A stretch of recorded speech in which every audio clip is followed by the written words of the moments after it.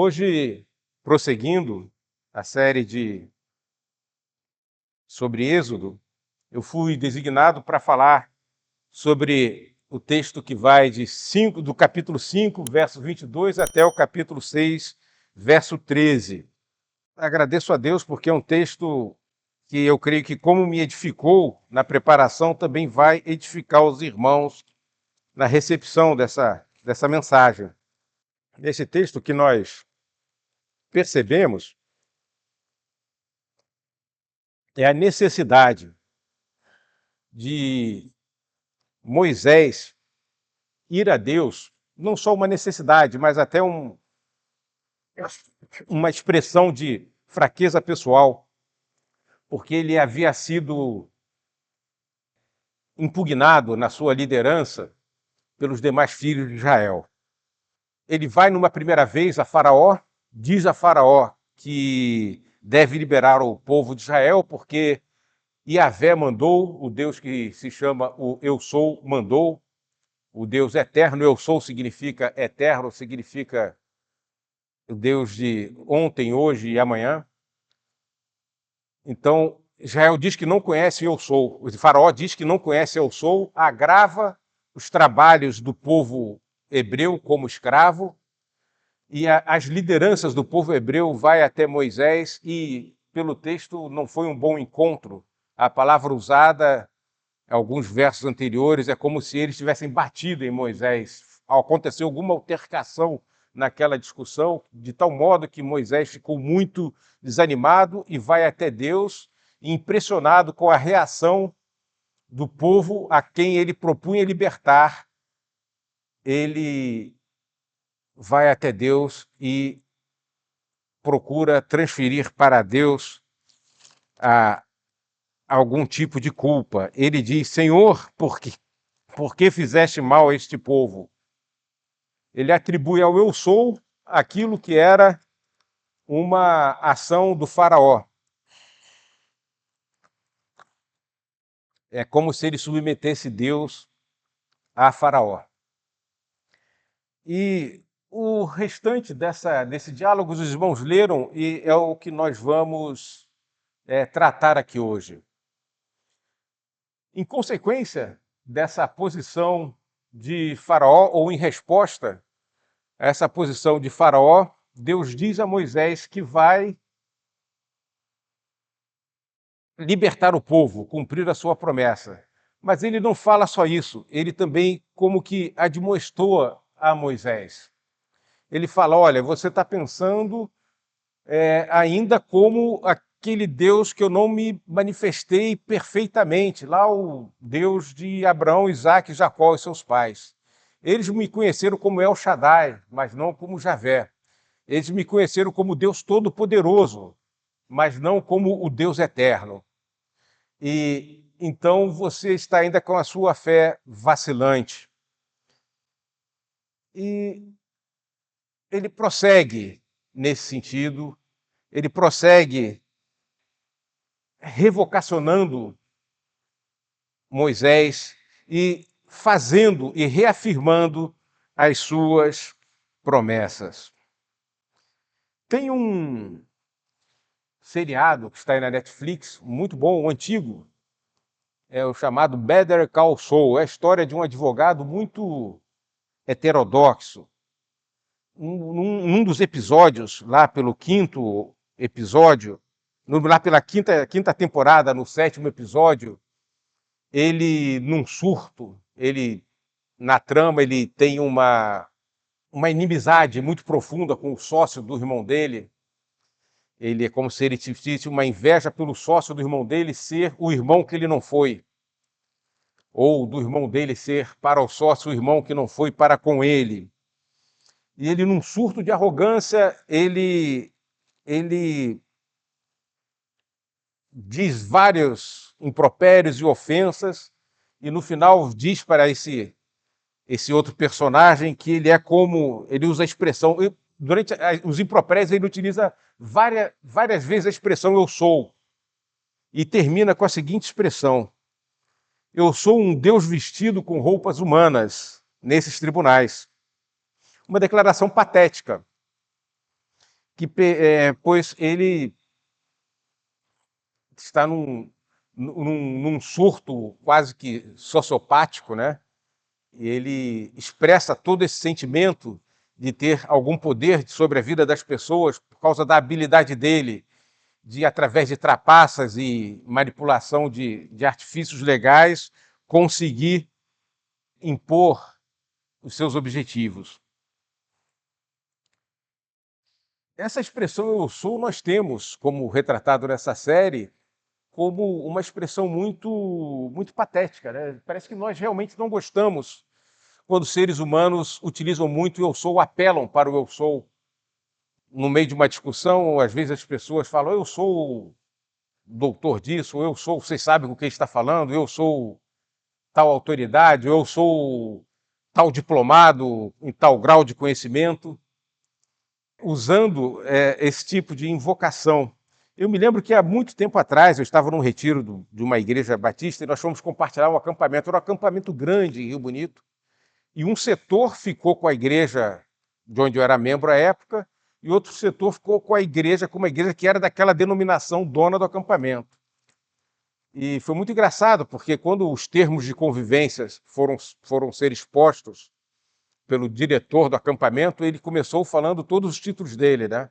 Eu sou isso, presidente, não sei o quê, sou presidente. Ficou uns 3 minutos usando a expressão sou seguidamente. E aquilo virou como que uma piada para nós.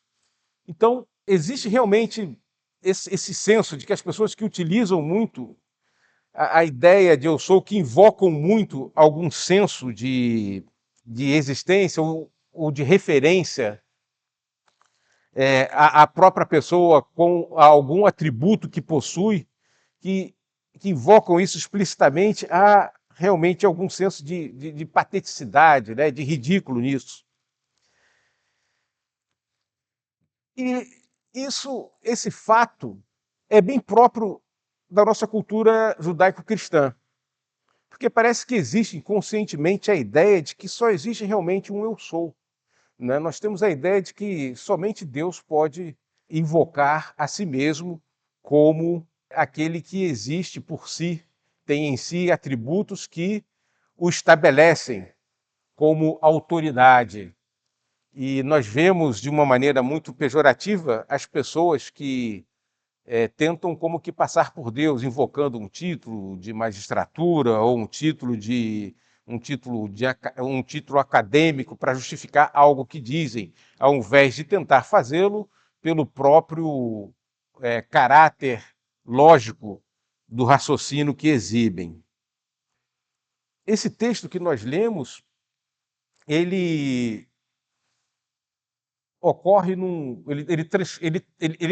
transmite para nós a história ocorrida num momento de crise. Moisés chega até Deus e ele fala do infortúnio que foi a sua primeira missão ante Faraó. E a forma como ele faz isso dentro do contexto geral de Gênesis coloca esse fato como um fato verdadeiramente histórico. Primeiro, porque ele se enquadra dentro de um texto que repete, que é repetido em outras partes da Escritura numa forma de hebraico antigo. Vários trechos de Êxodo são trechos escritos na poesia hebraica mais remota, daquele hebraico raiz, aquele mais antigo mesmo, que já não tem contaminação ou uma evolução histórica por causa de influência de comércio ou influência de outros povos ou influência de cativeiro ou influência de dever obediência a outras nações. Ele reflete autenticidade e antiguidade. Esse trecho específico que nós lemos, ele parece ser uma repetição do que os irmãos vão ver lá em Êxodo 3.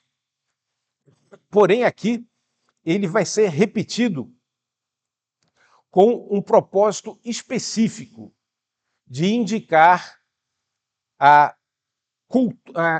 centralidade do sacerdócio entre os hebreus. O Êxodo narra a história, e aqui, nesse capítulo, final do capítulo 5, capítulo 6, nós vamos encontrar essa repetição imediatamente anterior à genealogia da casa de Rúben, Simeão e Levi. Ele coloca Rúben, o primogênito, ele coloca Simeão, talvez um dos líderes mais fortes ali entre as tribos, e ele coloca Levi, e termina no verso 27, falando de Arão, que era da casa de Levi, que estabelece sacerdócio. Ele diz: estes são os que falaram a Faraó para que tirasse do Egito os filhos de Israel. Estes são Moisés e Arão. E por que ele faz isso? Porque a Moisés e Arão é dada a revelação de Deus como o Eterno. Tudo que nós lemos em Gênesis, na história de Abraão, Isaque e Jacó, na história de José, nós vemos feitos de um Deus todo-poderoso. Um Deus que parece, dentro daquela realidade, até ser tomado como mais um Deus pelos outros povos.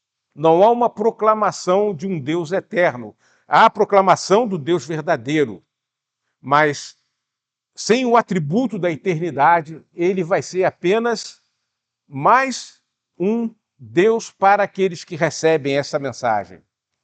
Então, por exemplo, nós encontramos o Melquisedeque, nós encontramos a forma como Abimeleque trata Abraão quando Deus se manifesta a ele em sonhos, e mostra o que Abraão e Sara estavam fazendo de forma errônea com ele. E nós encontramos uma certa indistinção, uma indistinção lógica. Talvez Deus tenha feito isso para ressaltar o caráter da inoculação da fé em Abraão, Isaque e Jacó. Mas agora, dentro do projeto nacional de Deus para Israel, vem também um projeto espiritual de redenção da humanidade. Então, essa proclamação tem que ser feita de uma forma perfeita. Então, o que nós lemos aqui é que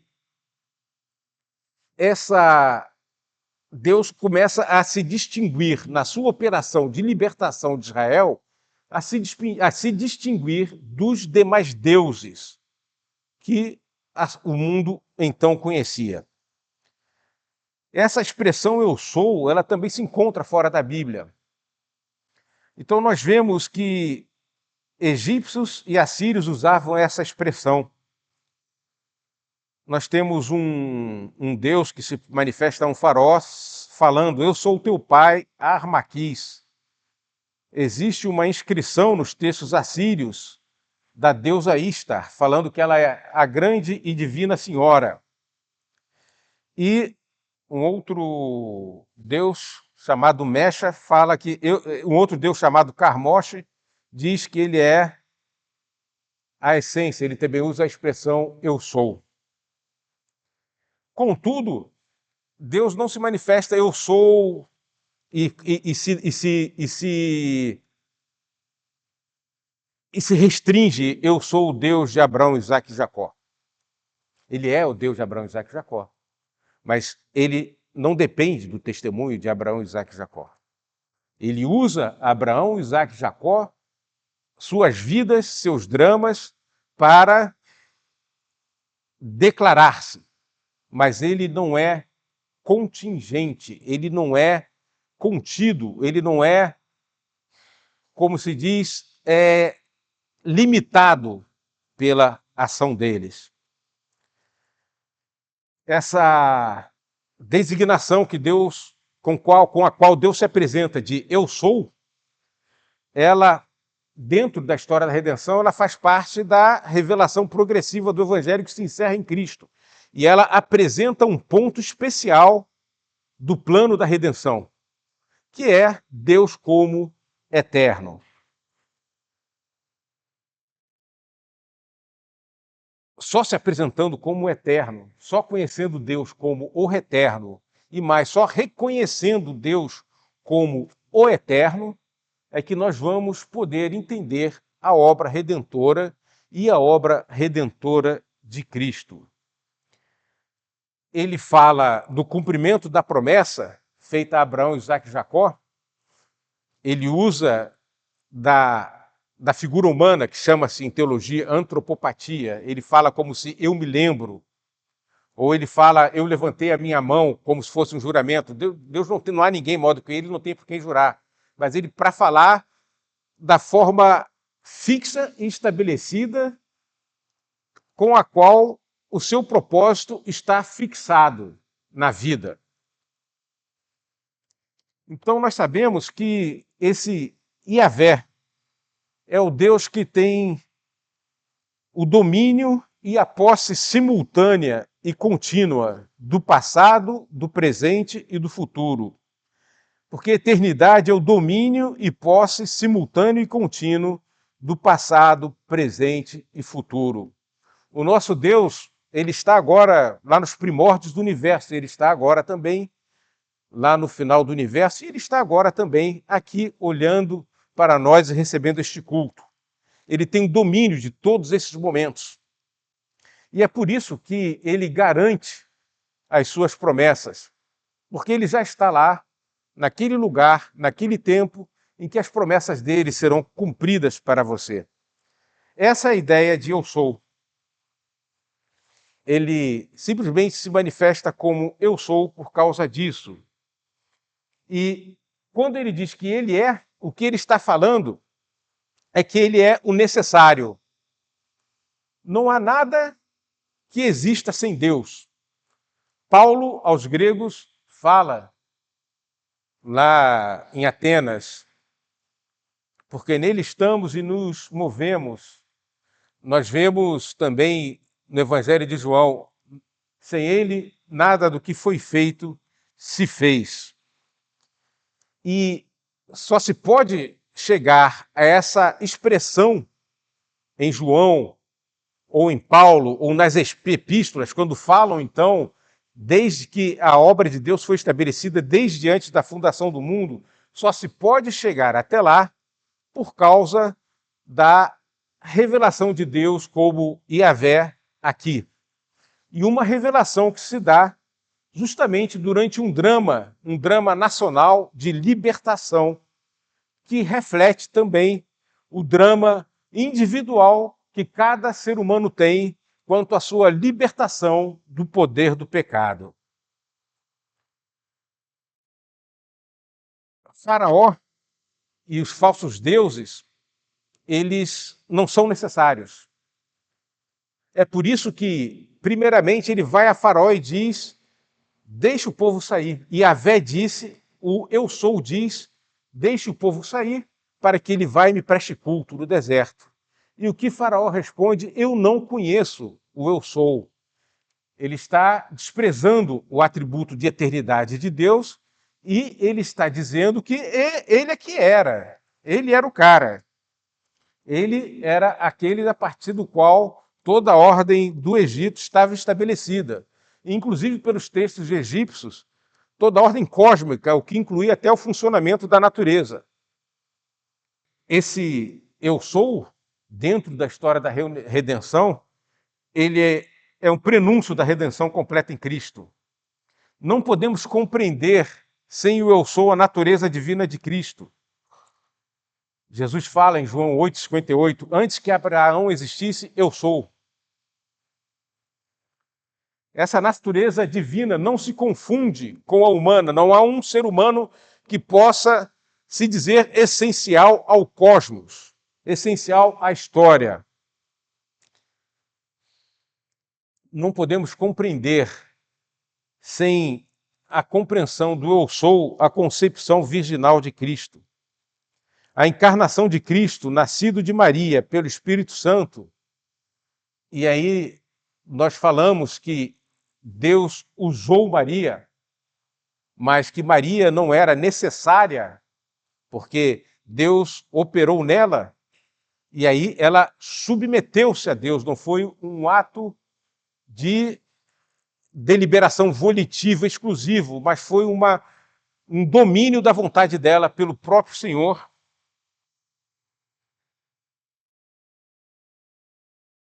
Demonstra que ele não é contingente. Só podemos compreender a concepção virginal de Cristo e o seu nascimento entendendo como eterno, existindo eternamente como o Verbo. E a ressurreição, não podemos compreender a vitória de Cristo sobre a morte sem a compreensão de Deus como o eterno e de Cristo como um com Deus.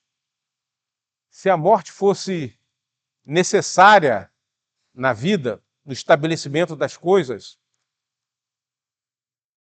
o nosso Senhor seria detido por ela. Mas como Jesus é um com o Pai, ele vence a morte.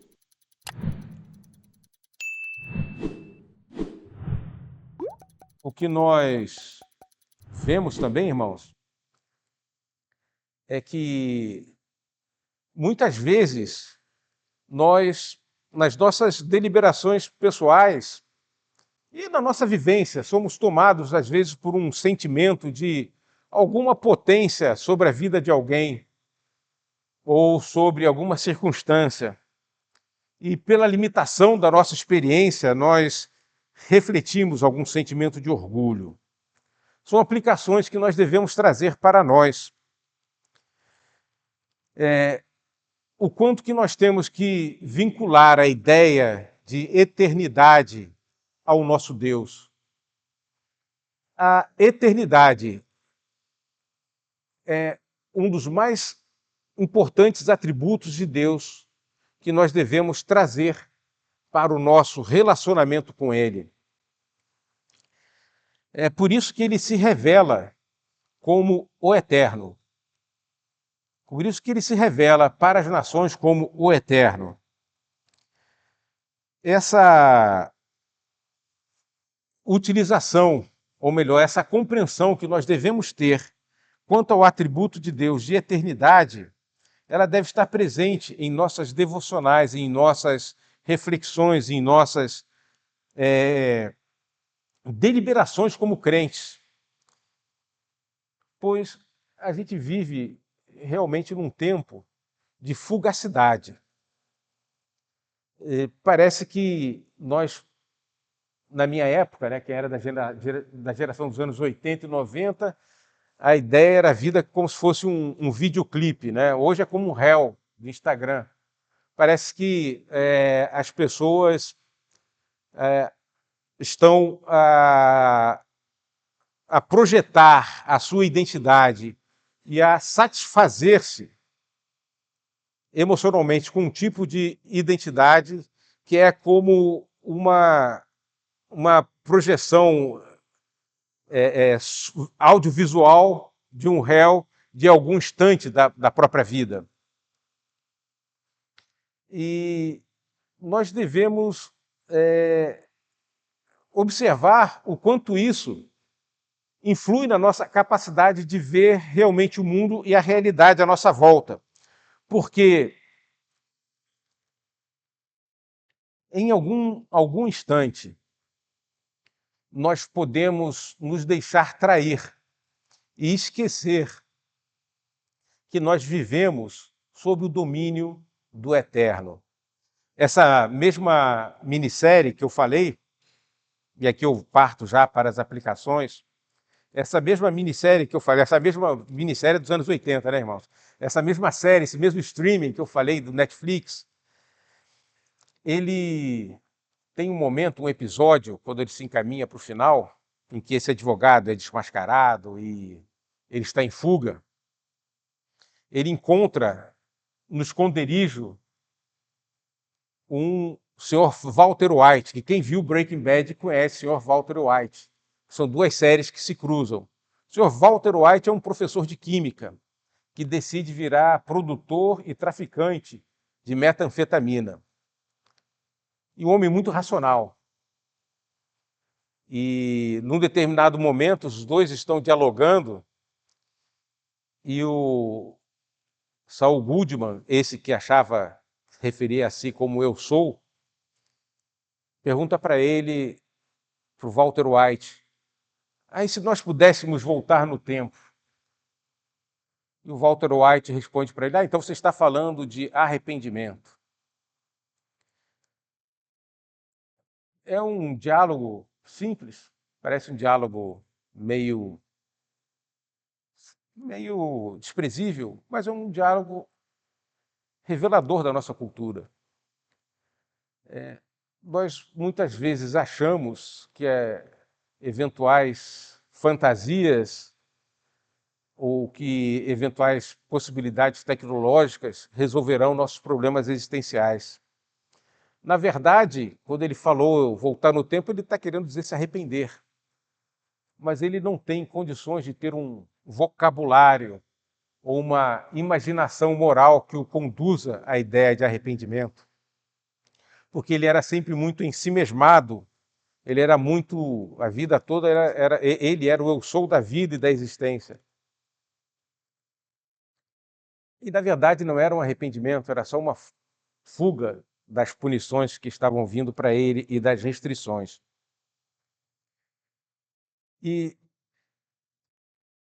quando nós imaginamos a eternidade na nossa vida, principalmente em momentos de grande problema, nós encontramos grande consolo.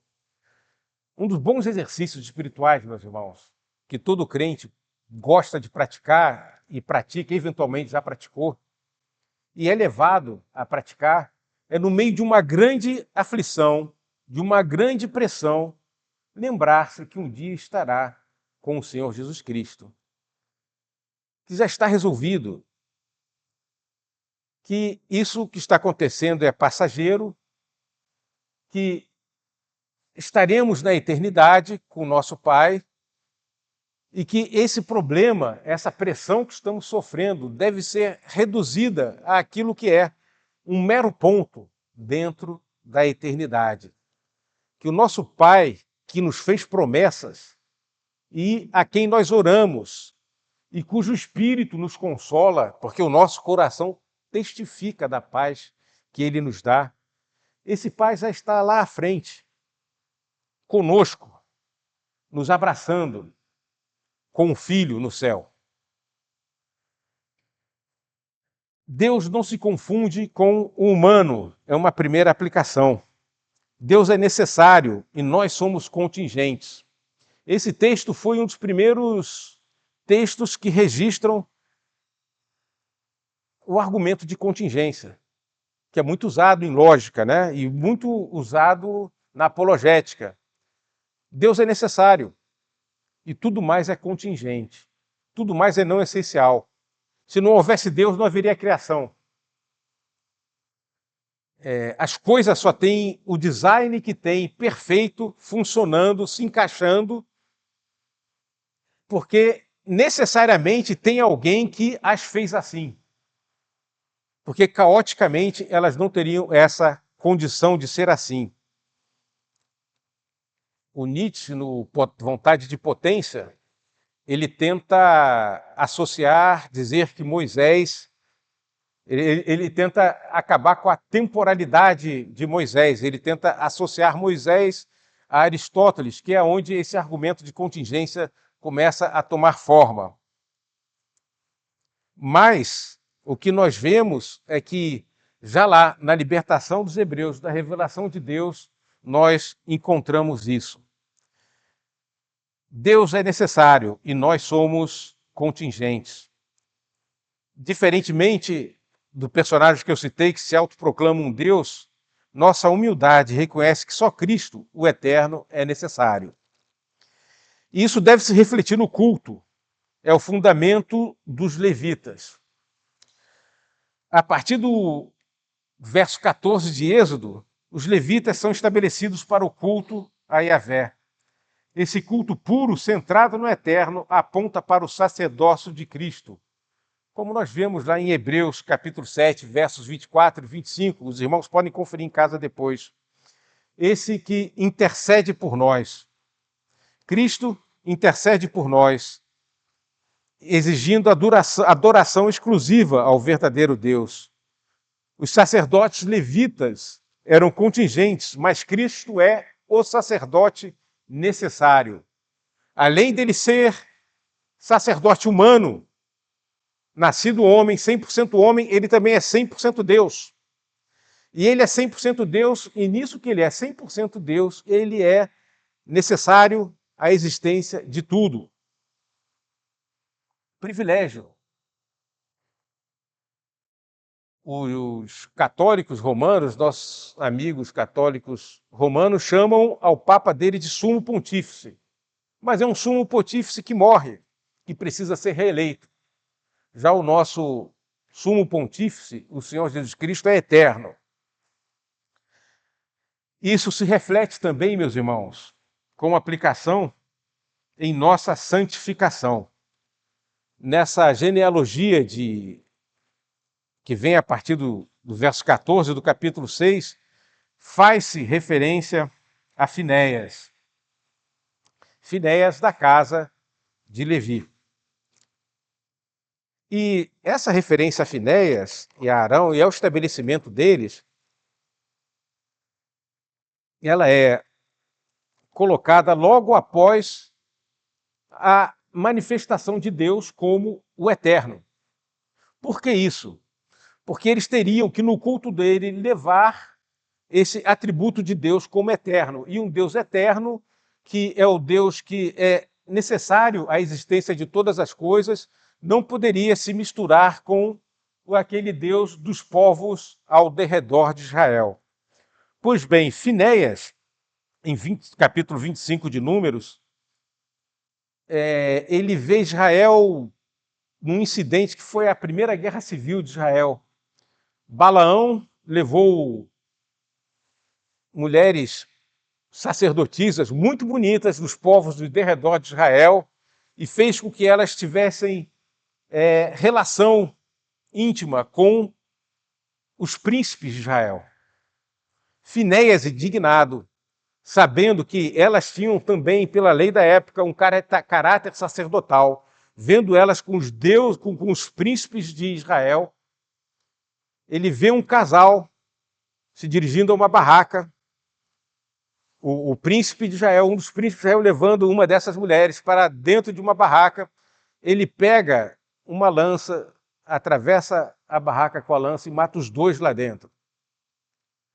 E a partir dali começa uma reação de Israel contra esses desvios da santidade de Deus. Nós devemos ter essa indignação, meus irmãos, quando vemos a teologia tentando transigir, a teologia revelada de Deus tentando transigir com as ideias mundanas, tentando ser agradáveis a elas, adequar, mostrar um evangelho bonitinho e limpo, mostrar uma Bíblia bonitinha e limpa para eles. Isso, antes de mais nada, é um ilogicismo, porque nós não podemos trazer a revelação de um Deus eterno, necessário, e tentar submetê-la àquilo que sai da cabeça de homens mortais que passam. Isso também, meus irmãos, deve refletir em nossa vida pessoal. Nós devemos dar glória a Deus. Existe hoje uma popularização dessa ideia de que Deus é o provedor de tudo, que Deus é o necessário. Essa ideia é toda glória seja Deus, nós temos adesivos. Alguns carros colocam, foi Deus que me deu. Algumas pessoas colocam no carro um adesivo, foi Deus quem me deu. e nós vemos o jogador de futebol marca um gol e levanta o dedo para o céu apontando que a glória é de Deus.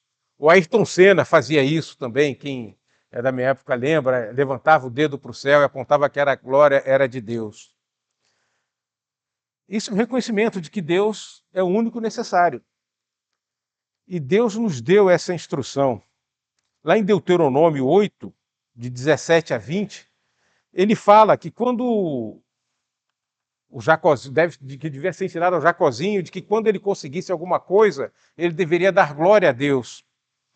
E porque era Deus que dava a ele a sabedoria e a força para conquistar aquilo que ele estava conquistando. Deuteronômio 8, 17 a 20. E nós vemos que o próprio Senhor Jesus Cristo glorificou ao Pai lá em sua oração sacerdotal.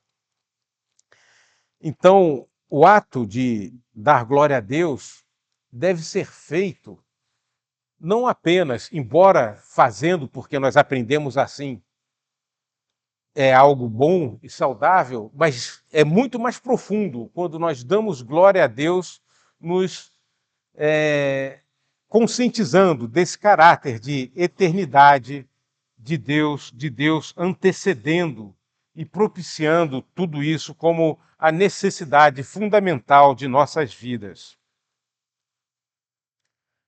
Concluindo, meus irmãos, o Eu Sou de Êxodo 6 revela o Deus eterno, cuja soberania transcende tempo e poder humano.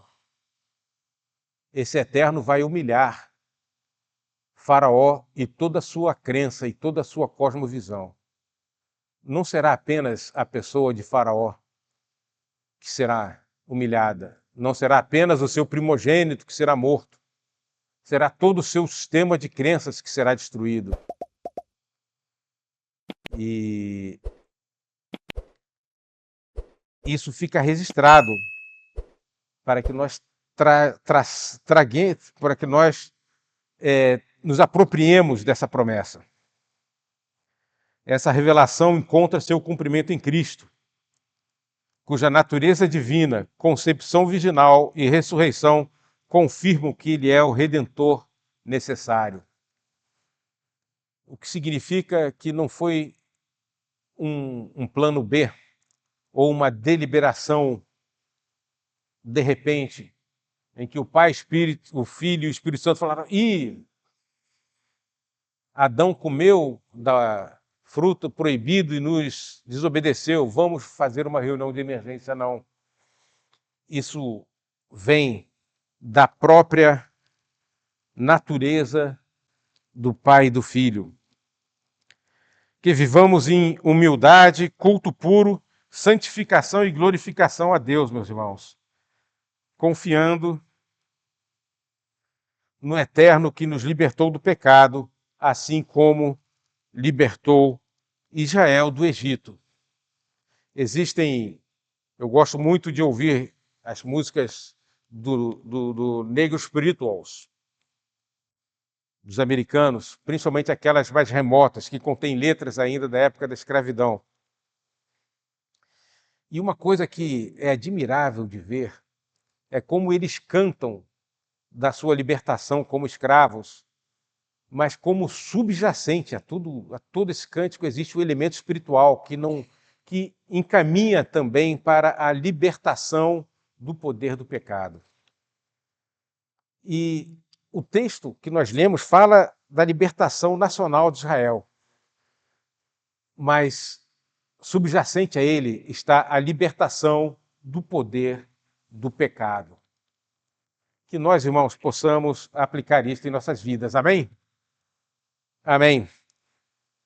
Vamos orar, então, encerrando.